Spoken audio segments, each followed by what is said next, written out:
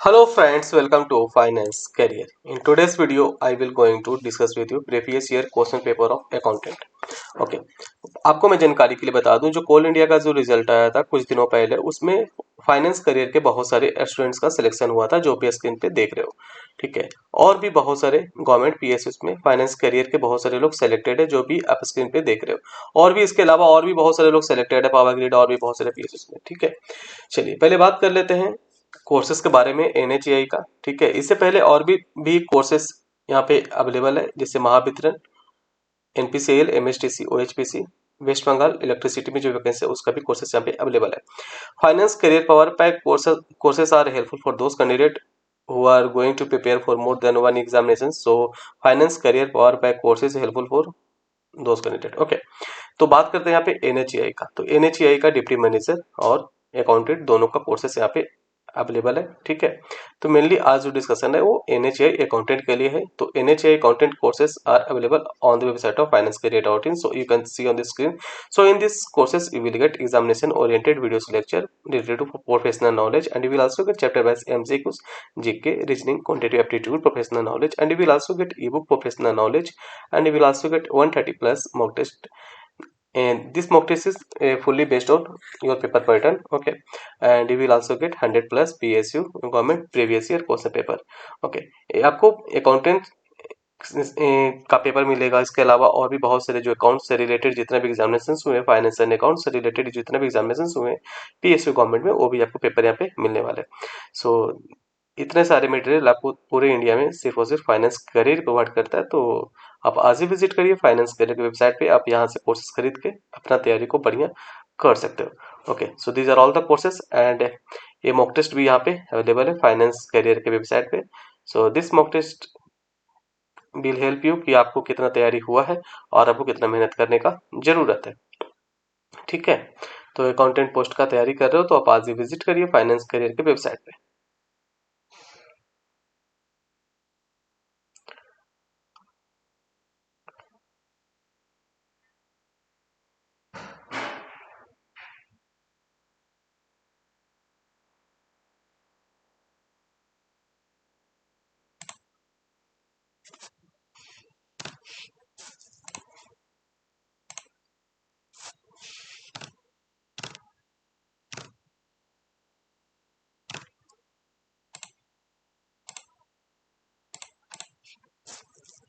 अभी जो डिस्कशन करेंगे एक क्वेश्चन पेपर डिस्कस करेंगे अकाउंटेंट पोस्ट के लिए। इस तरह का पेपर आप जितना ज्यादा सोल्व करोगे उतना ही ज्यादा आपको पता चल पाएगा कि अकाउंटेंट पोस्ट के लिए किस तरह से क्वेश्चंस पूछे जाते हैं। ठीक है। और ये अकाउंटेंट का ही पेपर हुआ है, पहले अकाउंटेंट का ही हुआ है। ठीक है। तो इसी तरह से क्वेश्चंस आपके भी एग्जामिनेशन में पूछे जाएंगे। तो जितना ज्यादा आप क्वेश्चन सॉल्व करोगे उतना ही ज्यादा आपको पता चल पाएगा कि आपका तैयारी क्या हुआ है और कैसे किस तरह से पढ़ाई करना है। ठीक है। कैसे पढ़ना है और किस तरह से पढ़ना है। ठीक है। क्या पढ़ना है, ये सब चीज आपको पता होना चाहिए। तो ये सब चीजें कब पता चलेगा, जब तक आप क्वेश्चन देखोगे नहीं कि अकाउंटेंट पोस्ट के लिए किस तरह का क्वेश्चन पूछा गया है, जितना भी पीछे प्रीवियस एग्जामिनेशन हुए अकाउंटेंट के लिए, तब तक आपको पता ही नहीं चल पाएगा। तो इसलिए आज ही फाइनेंस करियर का कोर्स खरीद लो आप। कोर्स में सारी चीजें आपको मिल जाएगा, वीडियोस, लेक्चर, सभी चीजें आपको वहाँ पे अवेलेबल है। ठीक है। चलिए आज का डिस्कशन स्टार्ट करते हैं।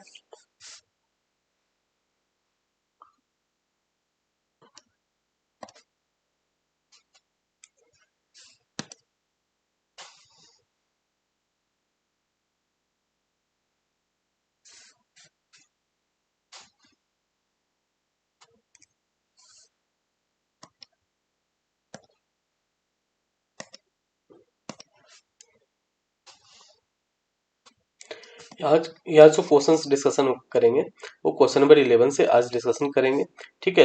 आप देख सकते हो कि ये जो पेपर है अकाउंटेंट के लिए ही है। ठीक है। अकाउंटेंट का ही पहले एग्जामिनेशन हुए तो उसी का पेपर है। ठीक है। चलिए डिस्कशन स्टार्ट करते हैं। क्वेश्चन नंबर 11 क्या बोलता है कि which one of the following is a bills of exchange. तो इसमें पूछ रहा है आपसे कि इसमें से बताइए कि कौन सा है जो बिल्स ऑफ एक्सचेंज है। तो बिल्स ऑफ एक्सचेंज अगर आपको जानकारी होना चाहिए तो बिल्स ऑफ एक्सचेंज होता क्या है। ठीक है। आप कहाँ पढ़े होगे तो नेगोशिएबल इंस्ट्रूमेंट एक्ट में पढ़े होगे। तो नेगोशिएबल इंस्ट्रूमेंट एक्ट भी आपको मिल जाएगा फाइनेंस करियर के कोर्सेस में। अगर आप कोर्स खरीदोगे तो आपको सारी चीजें मिल जाएगा। ठीक है। तो चलिए आज डायरेक्ट क्वेश्चंस आपको मैं बताते चलता हूँ। Which one of the following is bills of exchange. तो बिल्स ऑफ एक्सचेंज इसमें कौन कौन सा बिल्स ऑफ एक्सचेंज का एग्जाम्पल है, ठीक है। तो बैंकर ड्राफ्ट भी बिल्स ऑफ एक्सचेंज के अंदर ही आता है, ए डिमांड ड्राफ्ट भी बिल्स ऑफ एक्सचेंज के अंदर ही आता है। An order issued by a district board engineer on government treasury for payment to or order of a certain person. तो सभी जो है तीनों options A bills of exchange का ही एग्जाम्पल है। तो यहाँ पे जो आंसर होगा वो आंसर कौन सा होगा, ऑप्शन डी हो जाएगा, ऑल ऑफ द एबव, ठीक है। चलिए आगे बढ़ते हैं। क्वेश्चन नंबर 12 देखिए। क्वेश्चन नंबर 12 क्या बोलता है, Which article of the Constitution outlines the composition and functions of the GST Council। तो आपको आर्टिकल पूछा है, ठीक है। आर्टिकल किसका पूछा है, जीएसटी काउंसिल का, ठीक है। जीएसटी काउंसिल का आर्टिकल पूछा है कि कौन सा आर्टिकल में लिखा हुआ है, कौन सा आर्टिकल में लिखा हुआ है जीएसटी काउंसिल के बारे में, कहाँ पे, कॉन्स्टिट्यूशन ऑफ इंडिया में, ठीक है। तो भारत का जो कॉन्स्टिट्यूशन है वहां पे कौन सा आर्टिकल में जीएसटी काउंसिल के बारे में बताया हुआ है, लिखा हुआ है कि क्या कंपोजिशन फंक्शंस है। तो आर्टिकल 279A है, ठीक है। आर्टिकल 279A है, ठीक है। तो जीएसटी काउंसिल में कौन कौन लोग होते हैं, ठीक है, ठीक है। जीएसटी काउंसिल में कितने लोग होते हैं और जीएसटी काउंसिल का क्या काम होता है, ये सारी चीजें का नॉलेज आपको होना चाहिए, ठीक है। सभी चीजों मिल जाएगा आपको फाइनेंस करियर के वेबसाइट पे कोर्सेस में, ठीक है। क्वेश्चन नंबर 13 देखिए। ये जो क्वेश्चन है आईसीडीएस का क्वेश्चन है, income computation and disclosure standard. तो आपके एग्जामिनेशन में बहुत सारे एग्जामिनेशन में ऐसा भी देखा गया है कि पूछ देता है कि आईसीडीएस का फुल फॉर्म बताओ। तो आपको ये पता होना चाहिए, income computation and disclosure standard.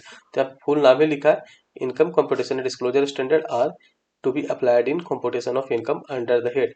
तो आईसीडीएस जो है वो, जो आईसीडीएस जो स्टैंडर्ड है, ठीक है, वो कहाँ पे अप्लाई होता है, कहाँ पे अप्लाई होता है, for the computation of income. तो आपको आपको पता होना चाहिए कि जो इनकम टैक्स में 5 हेड्स ऑफ इनकम होता है, ठीक है, salary, horse property, business profession, capital gain, other sources, ठीक है। तो ये जो आईसीडीएस है वो कहाँ पे अप्लाई होता है कंप्यूटेशन ऑफ इनकम के लिए, तो ये पीजीबीपी और अदर सोर्सेस पे एप्लीकेबल होता है, ठीक है। कहाँ पे एप्लीकेबल होता है बताइए। तो इसका आंसर हो जाएगा both profit and gain from business or profession and income from other sources. तो इसी तरह से क्वेश्चंस आपके भी एग्जामिनेशन में पूछे जाएंगे, ठीक है। तो फिर को इसी तरह से पढ़ाई करना है। क्वेश्चन नंबर 14 देखिए, बोलता है कंटिंजेंट जो लायबिलिटी होता है वो वुड अपीयर। तो आपको ये भी जानकारी होना चाहिए कि कंटिंजेंट लायबिलिटी होता क्या है, ठीक है। और यहाँ पे क्वेश्चंस पूछा है कि कंटिंजेंट लायबिलिटी कहाँ पे अपीयर होता है, ठीक है, कहाँ पे अपीयर होता है, बैलेंस शीट में पूछा है, ठीक है। बैलेंस शीट में कंटिंजेंट लायबिलिटी कहाँ पे अपीयर होता है, on the liability side of the balance sheet, on the asset side of the balance sheet, do not show in the books of accounts, ठीक है। तो इसका आंसर हो जाएगा बैलेंस शीट का नोट्स टू अकाउंट्स में यहाँ पे शो होता है, ठीक है, as a notes, as a note in balance sheet में शो होता है, ठीक है। आगे देखते हैं question number 15। Which of the following is a which of the following is not a financial statement, ठीक है। इसमें से ये बताओ आप कि फाइनेंशियल स्टेटमेंट कौन सा नहीं है। आपको फाइनेंशियल स्टेटमेंट के बारे में पूरा जानकारी होना चाहिए कि फाइनेंशियल स्टेटमेंट क्या होता है, ठीक है। तो नॉर्मली आप सुने होंगे कि फाइनेंशियल स्टेटमेंट में PL balance sheet cash flow, आपने ये सुना होगा, पीएल पीएल बैलेंस शीट मतलब PL profit and loss account, balance sheet cash flow अपने आप लोग सुने होंगे, ठीक है। तो आपको मैं जानकारी के बता दूं, ये जो फंड फ्लो होता है ये भी फाइनेंशियल स्टेटमेंट का ही पार्ट होता है, ठीक है। फंड फ्लो स्टेटमेंट जो होता है ये भी फाइनेंशियल स्टेटमेंट का ही पार्ट होता है, ठीक है। फाइनेंशियल स्टेटमेंट से रिलेटेड आपको सारी जानकारी होना चाहिए, ठीक है। तो यहाँ पे पीएल, प्रॉफिट एंड लॉस और बैलेंस शीट और फंड फ्लो, ठीक है। कैश फ्लो तो यहाँ पे ऑप्शन में दिया ही नहीं है, ठीक है। तो यहाँ पे फंड फ्लो दिया है, आपको कंफ्यूजन के लिए ऐसा ही दिया है, ठीक है। तो प्रॉफिट एंड लॉस अकाउंट और बैलेंस शीट, फंड फ्लो सभी यहाँ पे बैलेंस, सभी यहाँ पे ये जो फाइनेंशियल स्टेटमेंट है, फाइनेंशियल स्टेटमेंट का ही पार्ट होता है, ठीक है। पर ये जो ट्रायल बैलेंस जो होता है ये फाइनेंशियल स्टेटमेंट का पार्ट नहीं होता है। तो पूछा है which of the following is not a financial statement, तो ट्रायल बैलेंस यहाँ पे आपका आंसर हो जाएगा, ठीक है। तो आपका आंसर हो जाएगा ट्रायल बैलेंस। तो इसी तरह से हम आप लोग के लिए हमेशा इंपॉर्टेंट जो वीडियोस होगा आपके लिए हम लाते रहेंगे। तो ऐसे ही बढ़िया वीडियोस देखने के लिए, इंपॉर्टेंट जानकारी आपको प्राप्त होता है इस यूट्यूब चैनल से। तो आप आज ही इस यूट्यूब चैनल को सब्सक्राइब कर दीजिए और एक काम और कर सकते हो आप, फाइनेंस करियर का टेलीग्राम ग्रुप है, वहाँ पे मोर देन 12,000 लोग ऑलरेडी जुड़े हुए हैं। 12,000 से ज़्यादा लोग ऑलरेडी जुड़े हुए हैं फाइनेंस करियर के टेलीग्राम ग्रुप में। तो आप आज ही फाइनेंस करियर का टेलीग्राम ग्रुप में जुड़ जाओ। वहाँ पे जुड़ने से आपका ही फायदा होने वाला है। वहाँ पे अगर आपको कुछ भी पूछना है पूछ सकते हो। ओके, तो चलिए आज वीडियो यहीं तक रखते हैं। अगर आपको कोर्सेज खरीदना है तो फाइनेंस करियर वेबसाइट पे विजिट कर करके कोर्सेज खरीद सकते हो। ठीक है, तो these are all the important update for all of you. Okay, तो इसी तरह से पढ़ाई करते रहिए बढ़िया।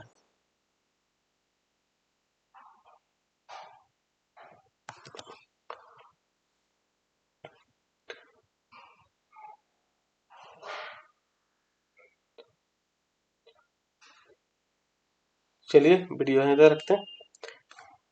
Thank you.